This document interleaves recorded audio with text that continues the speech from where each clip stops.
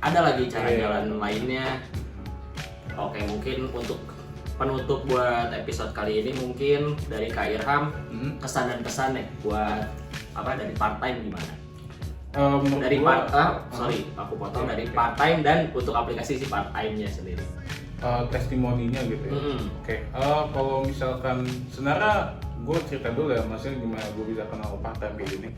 Jadi awalnya tuh gue kenal part time tuh soalnya kan ya walaupun gue rantaunya nggak jauh-jauh banget gitu kan, nggak dari Riau gitu kan, gue maksudnya dari Jakarta, tapi maksudnya Jakarta Bandung kan beda kota gitu ya.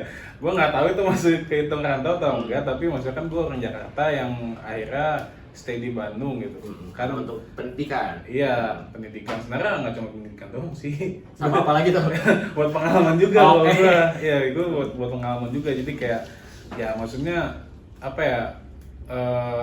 Walaupun gue gue maksudnya gini aja sih. Gue kan introvert ya. Tapi gue ngerasa kayak gue kayaknya harus keluar dari zona nyaman gue deh. Soalnya menurut gue kalau misalkan lu terlalu sering di zona nyaman lu nggak bakal berkembang cuy gitu kan. Jadi kayak menurut gue ya udah gue bilang aja kan ke nyokap bokap gue kayak ya gue pengen ini dah kuliahnya di Bandung gitu kan, di luar kota gitu kan, jadi nggak di Jakarta. Ya walaupun nggak jauh-jauh banget, at least gue pengen nyobain lah jadi anak mandiri gimana sih gitu kan, kayak nyobain rasanya kerasnya hidup tuh gimana gitu, kayak nyari duit sendiri, terus habis itu cari teman sendiri tanpa kenalan. Dan gue kan juga kuliah kan bener-bener pas gue masuk Telkom gitu kan, gue kan nggak punya kenalan ya.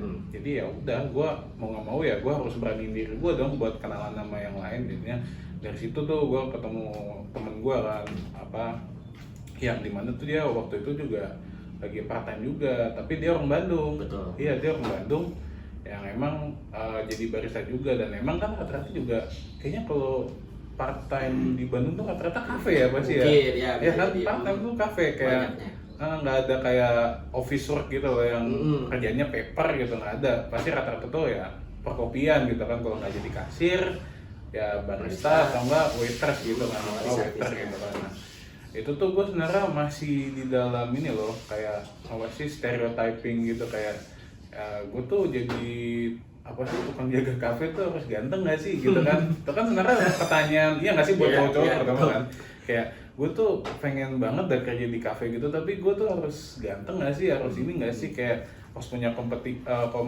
kompetensi A B C D E gitu kan. Jadi karena gue nggak tahu, akhirnya gue alhasil nanya temen gue dong, akhirnya terus dia bilang kayak lu coba aja nge-apply di part time gitu, mulai dari CV, terus KTP segala macam gitu kan, terus surat-surat gitu.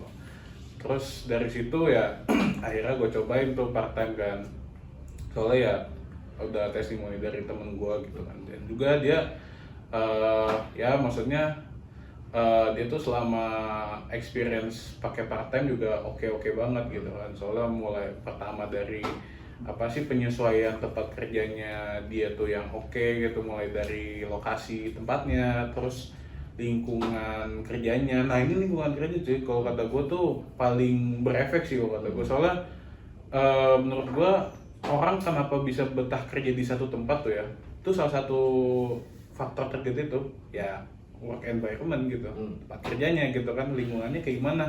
Kalau misalkan lu dapet yang toksik ya capek-capek juga, lu stres juga gitu kan. Jadi kata temen gue ya lu pakai part time aja cuy, soalnya katanya sih tapi gue sih pas kan gue sekarang udah part time nih kan, udah jadi barista gitu.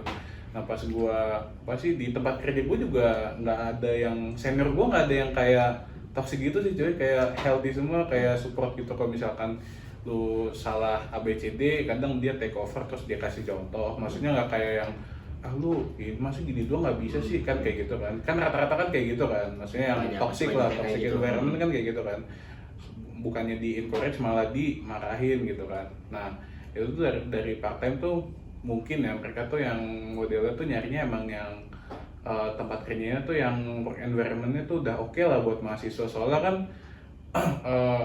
lu sebagai mahasiswa itu kan juga harus jaga mental state tuh yang tadi gue omongin kan.